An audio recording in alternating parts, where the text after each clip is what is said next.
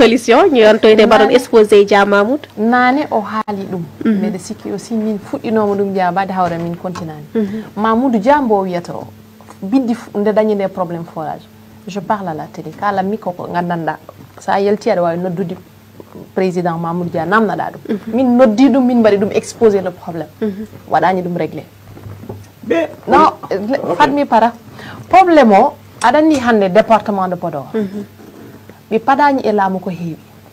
sabo ko ngannda yimbe wurbi gila la padani e laamu ben koko nguuri laamu fonno dum en tawdude hande be meeda wullitaade be meeda woytaade so be jodima hande e be ngoyto walla waabe nam hande na kala na jeerinaabe be tampi hande ko woni biddi e der case de santé école forage mo biyat mami hande ko heewi nan tun c'est de bonne volonté ka bennani dum tun hande so wodi ko wada réaliser der biddi sa yetti hande 100%, bien 80% au fof que c'est des bonnes volontés qui viennent de l'extérieur. La mungu des fois min dañat huuni pour min bawa dum yaltindi la mungu fa wahen koyngal mu bonnana amen wallani amen nana lorla amen donc pour dire hande département de Podor walla nokkuji kewde hande baadina département de Podor padani e laamu ko heewi namni dumen tan ko be poti ko hebde ko dum namni dumen an sa jogima projet a windi dum an sa jogima jawdi ma a yidi yeyde jawdi ma sa yeyi jawdi ma a ala ko gandanda hoore ma hande won finance ko won ko nokkuji di namni yeyde kolce nogas wa dum safrude asde woyndu hande e be mbawi dum wadde mais hande holo debbo yidi e aduna mum hande jodade no wugga bagal woyndu hay goto yida dum te forage moyen ba namni o wona neddo fo kadi wawi dum won ka gandanda hoore ma PUDC mi wiima min mi wadani contre PUDC au contraire mi yi hande won nokkuji sa yi hande der jolofo hande min mi woni jolof mi wadi ton ma won duubi didi ala do mi nataaji hakkunde Linguère e Dara hakkunde Labgar e Dara ala gurel e gural ngal men wadani hen mais hande jaata ka wuro fof 7 km 5 km forage nan don wada wuro nga jaada fof électricité nan don wada mais hande holko taki e nokkuji hande ben don koko liggani nokkuji men holko woni sababu ha ande e département de Podor ko woni ko ton hande no foti nafde yimbeɓe nafarani ɗumen no ɓe potiriɗo nafirde nafde nde wona wiide tan min gari hande mi yaha mi yiya Mamoudou Dia holko taki ina fada ha minen e min gara ina andi jeeri ndi koye département de Podor jeeya ko haɗi ɗum hoɓɓude oto mum yaha nder jeeri ndi anda ko ɓe guuri minen min padani e hay goto min namni koko min jeeyi koko min yiɗi wallede koko min jeeyi ko min totte ɗum ɓayde min meeɗa fadde e mumen haydara ko woni ko toon hande ko heew e famɗude c'est de bonne volonté c'est des ONG qui n'ont rien à voir e haydara e laamu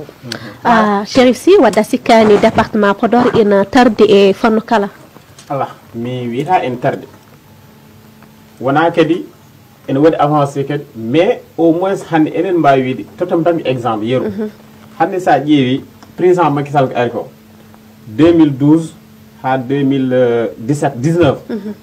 handi ko wari ko réalisé e département de Podor gil 1960 ha 2000 walla même à 2012 ala fo président baɗɗo ɗum e département de Podor par ce que ayi hande ko way désenclavement ila morphil waɗama ayi joni hankadi coono natti wadde Podor tareji lawol gonnolngol ngol ɗon ko calvaire wonno sa ari pour jaha pour jottoɗa Podor ko tout à fait un problème jiita ko auto ken mbaɗi déviation en ndewe gasɗe mais hande à 5 minutes a yettor Podor hakkude Podor e tareji donc kanko waɗi ɗum route nationale a yii ɗum kadi ni y a des axes ganama ko taliji mbaɗari comme genre ko bon route de bitumage quoi ɗiɗon mbaɗa en naati e nder gori comme jeeri ɗi donc ɗum ɗon foof kanko addi ɗum sa ƴeewi aménagement ji leyɗele o waɗi ɗon pour remote hande o waɗi ɗum e département de Podor avec l'appui de qui Puma et machine aji gandanoma yimɓe rewɓe en totte machine aji gandanoma unoji pour les femmes porteurs de projet ɗum foof en adde e nder département de Podor hande donc en mbawa wi département de Podor en tarde département de Podor tardani wiite noon tardani Chérif ha joni i waɗi nokkuji e département Podor donki dañde ndiyam kisɗam wiite en meeɗi en karani en meeɗi kono en karani kono vraiment handi ko addi ko ɗon e nder département de Podor vraiment ko yettude Allah hani feewi par ce que en jahano ɗum maintenant woni nokkuji dañani en wawi tawma dañ par ce que programme o ha joni ko continent on mbaɗi 7 ans au pouvoir onon kedi hande 9 ans ha joni in wari e nokkuji Podor ha joni ndiyam ina manki toon électricité cuuɗi cafrirɗe e gueɗe goɗɗe ina ngakki toon wadde Podor département Podor ina ngakkira banggue kewɗe nde mbimam ni tan hande ƴetta région de Dakar c'est la capitale hande wona Dakar fo jogui par exemple département de Dakar jogui ko et pourtant c'est la capitale wona kamɓe fof eɓe kebdani pour ko hebde par ce que aussi laamu ngu wona wuuro woto wonen ɗo laamu ngu wona département goto wonen ɗo laamu ngu wonen ɗo ko 16 millions de sénégalais et 14 régions gonɗi ɗo e ko ɓen eɓe gonen ɗo hande gurel e gurel go fof en foti yitade hoore mum e politique président Macky Sall waɗata o donc sen ƴetti probléme men tan en mbaɗi ɗum probléme national mbiɗa sikki men tooñ donc hunde ko feccere go fof so meeɗi goppa bande meɗa mi haali mi woppa habsata haal wona ko ɗum woni laamu mais président Macky Sall vraiment o walli te kadi omono wat gasaki ha joni sa ƴeewi ya beaucoup de projet te projet ko continue enen ñaagui Allah tan nguɗo oɗo crise pandémie gonɗen o yo Allah ittan men hen inchallah rabbi ha activité ji goɗɗi ɗi mbawa fuɗɗitade Hafsat no aɗa andi Cherif so mbeɗa yeeɓa ɗum mi jalat par ce que aɗa andi ko neɗɗo jeeyi Macky hande ko Sénégal naaɓe joɓata ɗum Macky ko Sénégal naaɓe ligganto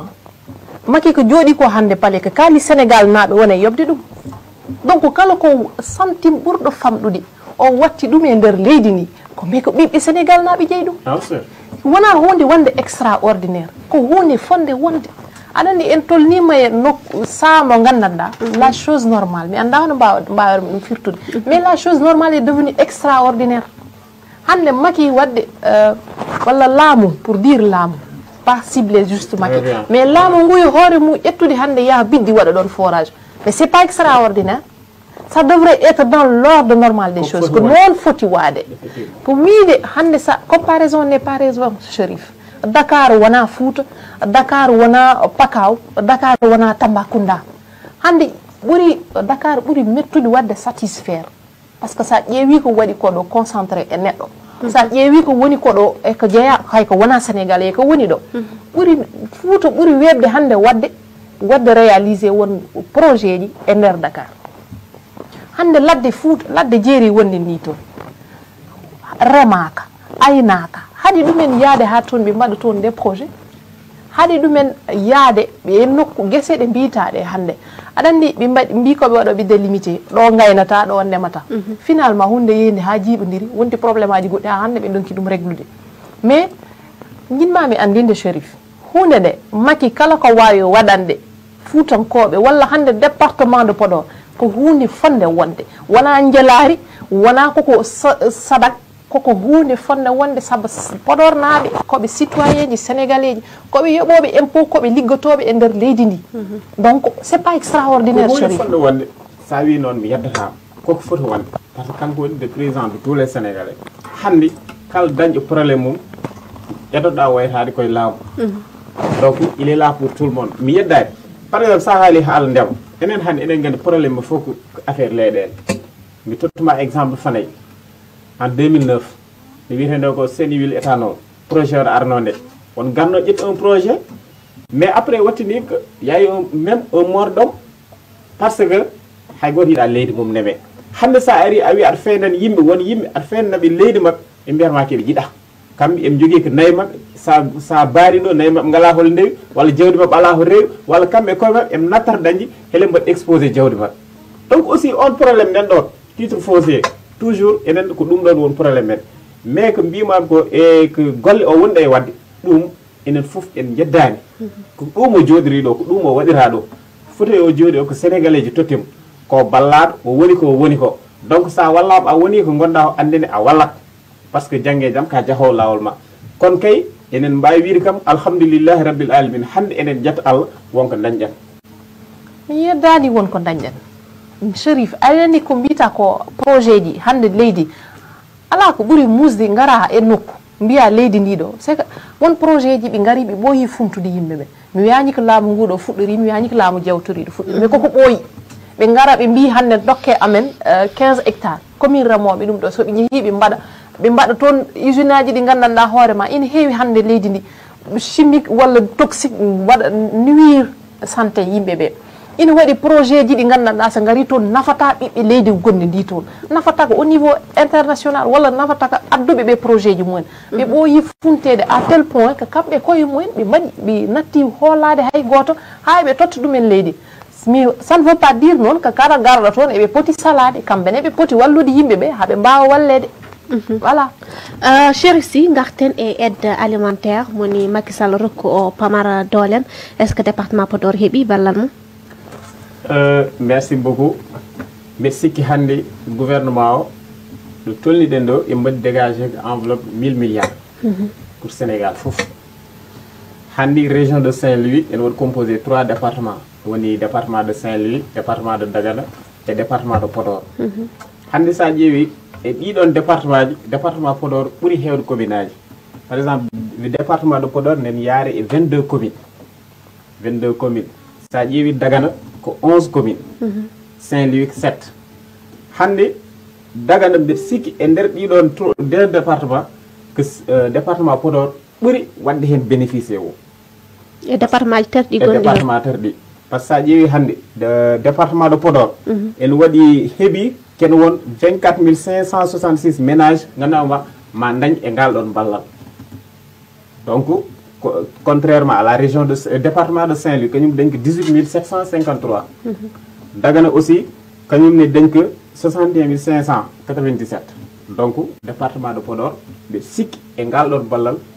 yi hen hoore mum kam fof keeɓi soit en mbiyata kamɓe fof eɓe keeɓi par ce que soit feccede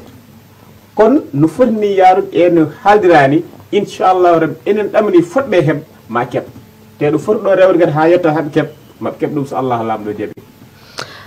Hafsat Tall jiirɗa ballal ngal hoore leydi nar rokki non mais aɗa andi Hawa wonɗo yimɓe tolno toon nane mi wi ɗum fo e sérieux o yimi jiɗɗa wide komi waɗani sérieux heddi komi haalata ɗum mais aɗa andi wonɗo yimɓe tolnoto oɗo situation mi yimɓe goni ko kamɓe mbaɗi ɗum créé je pèse bien mes mots kamɓe laamu ngo kamɓe mbaɗi ɗum créé situation oɗo alana yimɓe ɓe si kamɓe yimɓe ɓe kayɗano yimɓe ɓe ɗomɗano pourquoi hande ɓe yimɓe ɓe tolni ha ina kayɗe ina ɗomɗate ha joni yimɓe cuwa heɓde ko poti ko heɓde ɓe uddi foof ɓe ala fof ko yahata ala fof ko dillata ma won hande lewru walla lebbi ɗiɗi leydi ndi yahani kadi ballal ngal ɓe mbi ngal ha joni suwa yotto mais attends ɗum ɗon soɓe balluno yimɓe ɓe hande koɓe ƴetti ko kalisaji ɗi eɓe mbiye ɓe coodoyo maara e diwlin soɓe ustuno maara ɓe mbaɗi ɗum mais ɗum c'est à la dernière ɗeɗo balɗe battuɗe mais soɓe gaddarinoma ɗon ɓe usti maara ɓe usti diwlin ɓe dokki yimɓe ɓe possibilité ɓe jaaha ɓe mbaɗa leurs activités par ce que leydi ndi tolninoke hande e 30 décès walla combien de cas hande plus de 1000 et quelques cas yimɓe ɓe tolninoke ɗon ɓe mbaɗa de telle sorte que ɓe mbaɗa aménagé luumaji ɗi ɓe udduni ɓe mbi hande luumo biddi hande onon jonta yo gawde boofe naaɓe ngar yo tareji naaɓe ngar mais son ngari distance oɗon 1 métre 2 métre daroɗe ɗo ɓe yimɓe ɓuuri yidde cellal neɗɗo a wita ɗum mayde nana ina yaha toon hay goto yiiɗa ɗum ɓe ƴetto o ɗin ɗon moyen ji ɓe nanna ɗum e nder yimɓe ɓe ɓe goppa yimɓe ɓe ɓe liggo ɓe jahana koye mumen ɓe mbasa wonde des dépendant e gabbe tatemare e toɓɓe ɗiɗi diwlin par ce que kalata ko affaire ménage uji ɗin ɗon département de Podor ko woni ko toon e ɓiɓɓe adama ala e département ji goɗɗi e nder Saint-Louis a haali ɗum nane jeeri ndi e hoore mum sa ƴetti ɗum mi haalani waalo ngo jeeri ndi tan mais bon puisque jeeri koko yejjita hewani waɗede compté jeeri ballal alata ha heɓa jeeri ala ko yettoto ɗum jeeri ala tinako tinate tan ko période goto woni soɓe gari eɓe cuhli wotaneɗe ɓe gara goto e mumen woni municipal woni présidentiel woni élection mbaɗo wonde fof ko nden ɓe jottoto nder jeeri nde so yewti aɗani koɓe mbiyatma jeeri no woɗɗini heewi poussiére haɗata jeeri hewde poussiére maaro hande so ari hade jeeri naɓe heɓde ma taw maaro ko rumti aɗa andi Hawa justement so wi kamɓe mbaɗi ɗum créé mi ne suis pas d' accord aɗa andi ñawngu hannde ko ñawngu gonɗo en ngari en jiiɗi faggade walla en jiiɗi dandude leydi men ɗum waɗi won gueɗe kewɗe ko dartina walla koko udda sa ƴeewi hannde frontiére uji hannde woni less won dow won maayo haydara yahaade fof koko baara gañƴan premier men cas men addan men ɗum caggal leydi ummi ari naata e leydi Sénégal ayi hade uddu ala fof ko haala wiya pourquoi président uddan leydi uddan frontière uji gil avant ken wat trop tard comme no Italie no dañirni walla France o uddi frontière uji kadi hewɓe gone woytade muusi ñanden tout récemment a yeeɓi no wonde message makko o wi apprenez à vivre avec le virus c'est à dire hankadi yen ƴettu responsabilité yen gurde yo goo fof noon kadi yen gurde yo goo fof kadi yo goo fof kadi ni won responsable hoore mum yo goo fof won médecin hoore mum ay o haali naan o wi luumaji ɗi aɗanni wonka wawa wadde contrôlé te kadi kalden goonga ay population sénégalaise wona yimɓe fof noon ene waɗi yimɓe en metti wadde e laawol sa wi hannde distance 1 mètre e nder luuma en muusi surtout sa e Fouta wona yimɓe hannde haske